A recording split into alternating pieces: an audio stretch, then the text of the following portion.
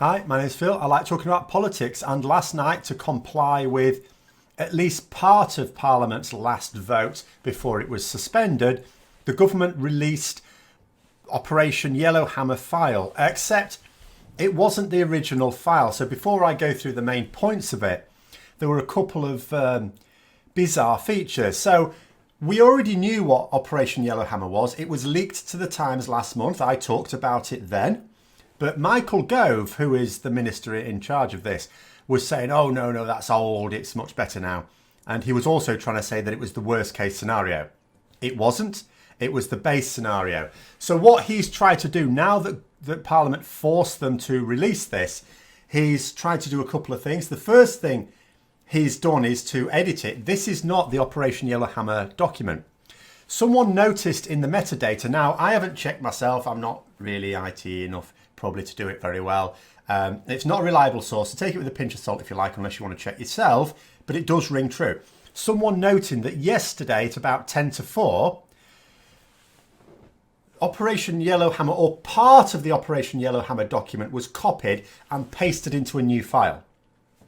And then just over an hour later, the title was changed from base scenario to reasonable worst case scenario, which itself, of course, is an oxymoron. You know, you can't have a reasonable worst case scenario. A worst case scenario is just that. What Gove was trying to do, to some resistance, I imagine, from the civil service, was try to still claim that it's the worst case scenario. However, information revealed today also shows this to be a lie as well, because there is a worst case scenario file as well. It's called Black Swan. And I need to talk about that at some point. I just need to do a little bit more digging on that. Obviously, we don't have the details of it, but we do have some snippets of information about it. So this represents what the government investigation thinks is going to happen in the event of a no deal. And the other thing to bear in mind before I go through the main points is, apart from the fact that this is an abridged version of it, this isn't the whole document. They've copied and pasted a section of it across the new one. We know that because not only are all the points in here the points in the one that was leaked, so we know that the one that was leaked was totally genuine, but that one contained more details. This one is like a summary. It's like they've copied and pasted the summary. It's only about 5 pages. Now, the government were also asked recently, why don't you want to publish the Yellowhammer information? Why shouldn't the people be aware of what the consequences are going to be? And the answer from Michael Gove was, because if we did that, people wouldn't want us to go through with Brexit. So much for this nonsense about it being the will of the people. So anyway, let's go through this. There's 20 points in here. What I'm going to go through are my summary of them. Sort of for the too long didn't read, what is my take on them? So the first point they made is that if we're going to have to leave without a deal, they'd really rather we left at the weekend. What they desperately don't want to do is to leave on a Friday, and it's also a Friday that's going to coincide with school holidays in some parts of the country. This is a bit of a pain in the ass. The second point it makes is that we're going to be reliant upon the EU countries being unnecessarily kind to us, such as, for example, providing energy to Northern Ireland. The third point is that 50 to 85% of lorries will not be ready for French customs. Now, that figure is exactly what it was originally. So if they're trying to say that they've been making progress, they haven't, because this is over a month ago, I think, or around about a month at any rate, and that figure hasn't changed. So none of this has been updated. The figures are the same. But yeah, 50 to 85% of lorries are not going to be ready for French customs. And they reckon that in 3 months, at best, we might be able to improve on that by 15%. That's at best. So this isn't something that as people get used to it, you know, the delays will eventually stop because it's a new system, people just get used to it. No. 4, anyone wishing to travel between EU countries and the UK will face greater immigration checks. Obviously, that is going to cause disruption and delays on travel. 5, we will still be able to get gas and electricity. However, it's going to cost more, and some energy companies are going to go bust. 6, we are going to struggle to get enough food and medicine for at least 6 months. Stockpiling is only of limited use with medicines due to the short half-lives of many of them. And also, it's not just about medicines for us, although that is jeopardising people's lives. Poorer access to veterinary medicines is going to mean that outbreaks of diseases are not going to be controlled as easily by vets. And it doesn't say that in here, but I would take from that a little knock-on effect. So if we're going to be extra reliant on homegrown produce, farming, and especially if, we talked last time about the potential for, lamb in this country, it's produced in this country, most of which is exported because we don't have as big a market for it in this country. I like lamb, but not everyone does. So they're going to struggle to export it. So maybe we just have to, have more lamb, even though we don't like it. Well, I say I do. And you think, so, well, we'll just have to compensate. Because that's what even the government's saying there will be enough food, but you might not get the food you're really used to. You might have to try different things. The problem with this is, of course, disease outbreaks that can't be controlled are going to hit that journey from the farm to the market. 7, we will have lower availability of certain foodstuffs. So again, that feeds into it. They're saying, we're not going to be able to get certain types of foods. We'll just have to compensate with others. And that obviously includes mostly fresh food, which of course is really important. You can't, and that's the thing. You can't substitute, some bananas for a Twix.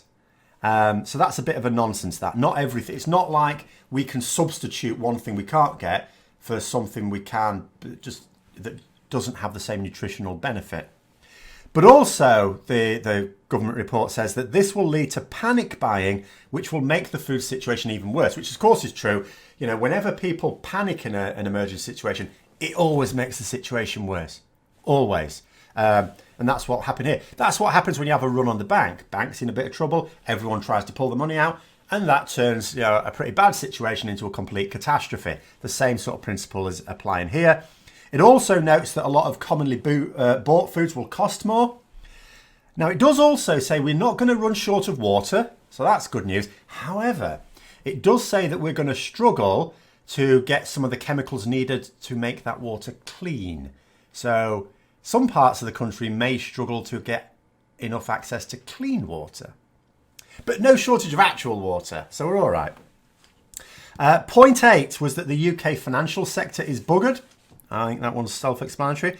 9, personal data flow between us and the EU will be disrupted, and that will affect us for years to come because, a process for sorting that out hasn't even begun. So that's going to have to be done at some point, and these things do take years. 10, we won't be able to share security information, which is necessary to keep our borders safe. Again, we knew that. 11, UK citizens won't be able to access their normal rights in the EU, or at the very least, even when there are rights they can access, they will have to try and access them in different ways, which of course will lead to delays and disruption in accessing them. 12, Gibraltar is going to be thrown under Boris Johnson's bus. That's basically buggered. 13, there will be mass protests which will stretch the already understaffed police forces to their limits. 14, there are parts of the country which will struggle with fuel supplies. So if you have to make fairly lengthy journeys in the car, you might struggle. But of course, if you're around Dover, you're really going to struggle because the roads are going to be clogged anyway. But that's not covered in this bit. Now, point 15 in this report was fully redacted. Now, it seems a bit stupid to me to redact it because we saw the leaked version, which verifies all of the 19 points that were included. So we can probably surmise what 15 is.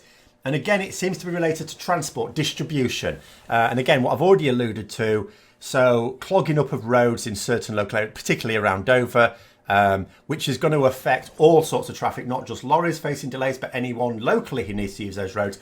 And also, coming to the fuel situation, I suppose also it might contain something about the fact that, if we're struggling to get petrol and diesel supplies in even just certain parts of the country, then that's not just a problem for those of us who need cars, but Lorries, really important. They form the backbone of our distribution network. And here's the thing.